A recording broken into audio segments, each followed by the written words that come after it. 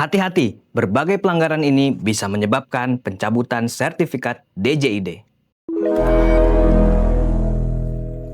Bapak Ibu bisa bayangkan betapa lelahnya melakukan sertifikasi DJID karena membutuhkan waktu yang cukup lama. Tentu saja itu menguras banyak energi. Dan setelah sertifikat DJID produk telekomunikasi Bapak itu terbit, ternyata sertifikat tersebut dicabut karena kesalahan yang perusahaan Bapak Ibu lakukan. Pastinya ini bikin Bapak Ibu stres dan tentu saja bikin perusahaan rugi. Kesalahan-kesalahan yang akan kami jelaskan di video ini mungkin cukup fatal, tapi ya bisa jadi karena Bapak Ibu tidak mengetahui regulasinya. Ketika sertifikasi DJID produk telekomunikasi Bapak Ibu itu dicabut, tentu saja Bapak Ibu harus melakukan proses sertifikasi ulang yang waktunya tadi itu cukup lama. Dan bukan hanya itu, bisa jadi ada sanksi administrasi yang dikenakan ke perusahaan Bapak Ibu.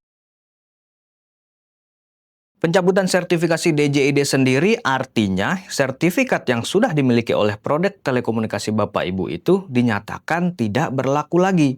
Tapi ini berbeda dengan masa berlaku sertifikat yang sudah lewat dan tidak dilakukan sertifikasi ulang.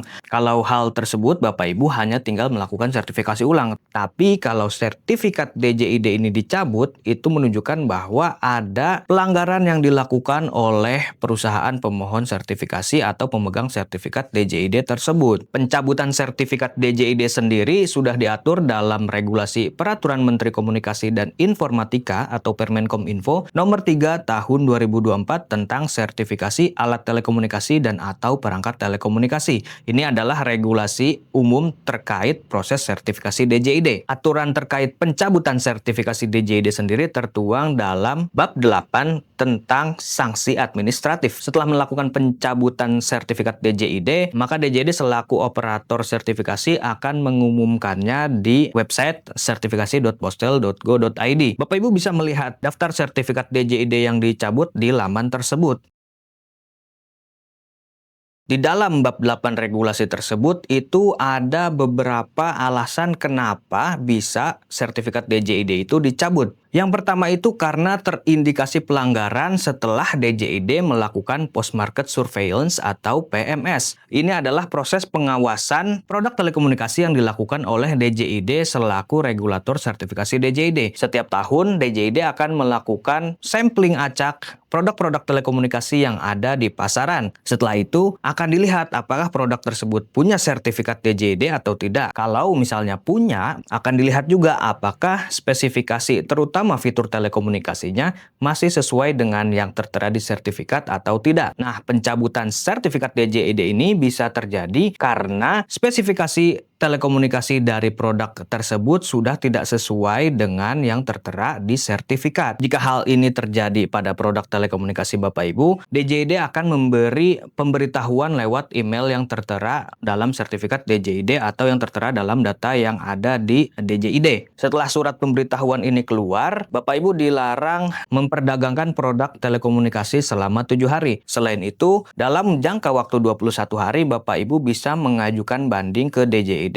terkait pelanggaran tersebut. Banding ini dilakukan untuk mengajukan permohonan uji banding dari produk telekomunikasi yang terindikasi melanggar peraturan tersebut. Setelah dilakukan uji banding dan hasilnya keluar dan ternyata memang ada perubahan spesifikasi fitur telekomunikasi dari produk Bapak Ibu itu yang sudah bersertifikat, maka pencabutan sertifikat bisa dilakukan. Selain sertifikat DJID-nya dicabut, perusahaan Bapak Ibu juga bisa dikenakan denda yang jumlahnya cukup besar dan tentu saja ini bisa merugikan anggaran perusahaan. Selain itu, produk bersertifikat yang fitur telekomunikasinya sudah tidak sesuai dengan sertifikat tersebut, semuanya harus ditarik dari pasaran. Tambahan sanksi lagi, perusahaan Bapak Ibu juga dilarang mengajukan permohonan sertifikasi DJID selama 1 tahun.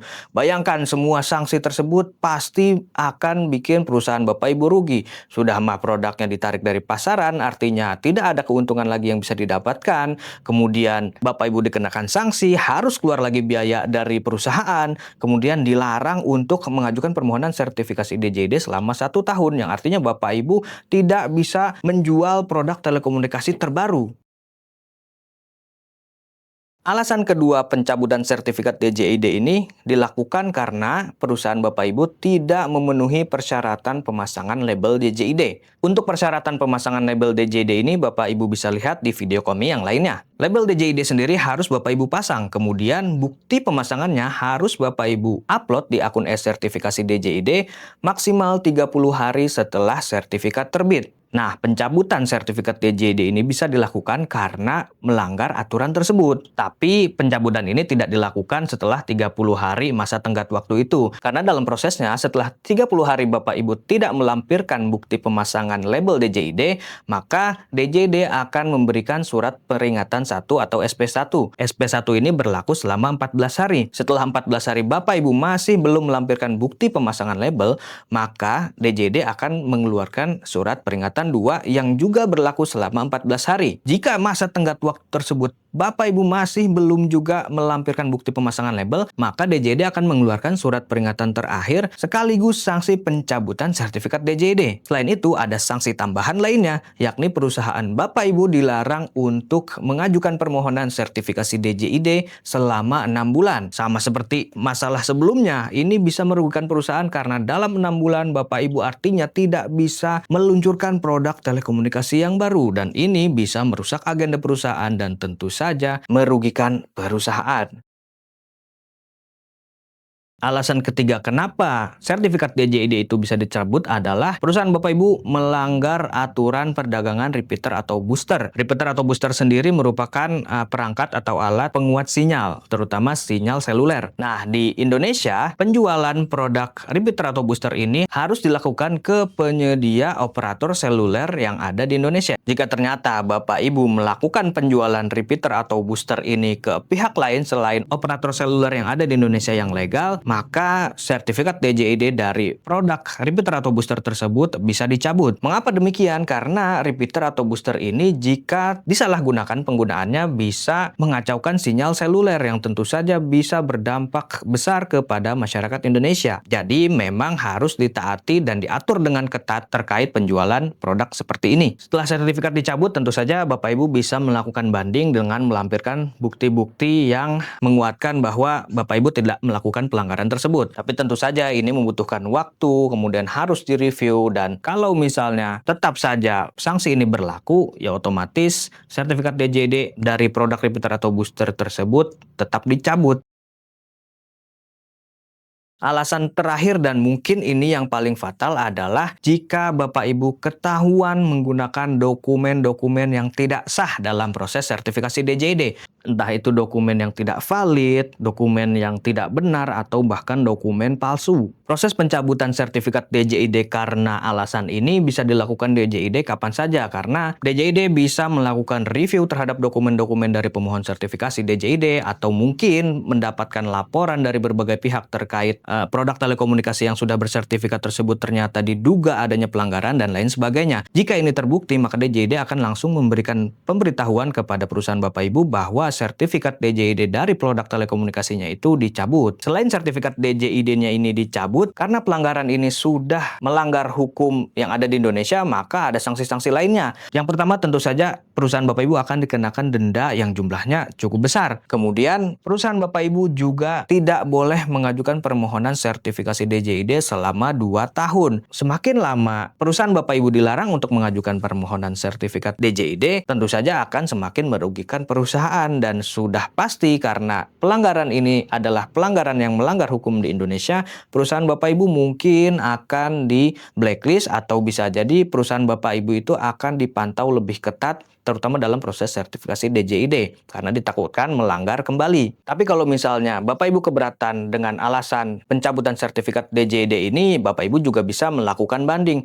Namun prosesnya cukup panjang karena nantinya DJID harus membentuk tim evaluasi banding, Bapak Ibu juga harus mengajukan permohonan banding, memberikan alasan dalam rapat panel banding yang dihadiri oleh seluruh anggota panel banding, dan lain sebagainya. Intinya ini prosesnya cukup panjang, karena itu daripada harus melakukan seperti ini, lebih baik Bapak Ibu menghindari kesalahan yang bisa berakibat pencabutan sertifikasi DJID seperti ini. Itu tadi penjelasan tentang berbagai alasan yang menyebabkan sertifikat DJID dari produk telekomunikasi dicabut. Sekali lagi ditekankan, ini harus diketahui dan jangan sampai dilanggar. Karena selain melanggar regulasi yang berlaku untuk sertifikasi DJID, ini juga bisa melanggar regulasi atau aturan hukum yang ada di Indonesia. Dan sudah pasti ada sanksi yang dikenakan kepada perusahaan yang melanggar tersebut. Tentu saja ini bisa merugikan perusahaan, bahkan bisa merusak nama baik dari perusahaan. Kalau Bapak Ibu ingin mengetahui lebih banyak tentang Indonesia Type Approval atau sertifikasi DJID, berbagai produk telekomunikasi, serta update tentang teknologi lainnya, subscribe channel kami. Sampai jumpa di video selanjutnya.